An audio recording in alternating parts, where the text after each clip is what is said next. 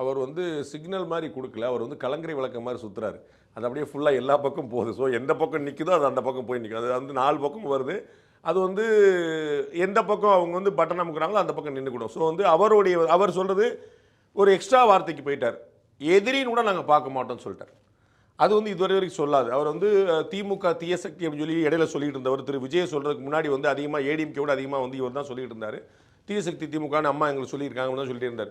இப்போ வந்து அதை சொல்றது இல்லை. இன்னைக்கு வந்து அவர் பேசும்போது எதிரியும் கிடையாது, துரோகியும் கிடையாது, யாரையுமே நாங்கள் பார்க்க போறதில்ல. தமிழ்நாட்டுக்கு எது நல்லது அது வழக்கமாக சொல்றது. எங்களுக்கு எது நல்லது அதுதான் முக்கியமானது.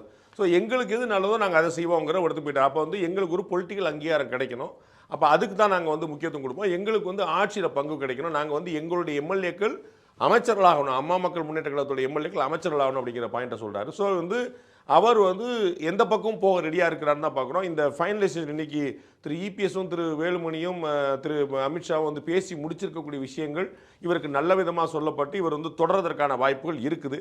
ஆனால் அது வந்து இன்னும் 50-50 சாய்ஸாக தான் இருக்குன்னு நினைக்கிறேன். அவருக்கு வந்து தாவேக்காக்கான கதவு திறந்திருக்கு. ஆனால் தாவேக்கால அவர்களுக்கு என்ன, காங்கிரஸ் கட்சி அங்கே வந்து இவங்கெல்லாம் போனாங்கன்னா இவர்களுக்கு வந்து ஆட்சியை பிடிக்கலாம், ஒரு புஷ் பண்ணி பார்ப்போங்கிற அளவுக்கு நம்பிக்கை வரலாம். ஆனால் திரு டிடிவி தினகரன் ரொம்ப நிதானமான நடைமுறை உண்மை தெரிந்த அரசியல்வாதி, திரு ஓபிஎஸ் அவர்களை போலவே.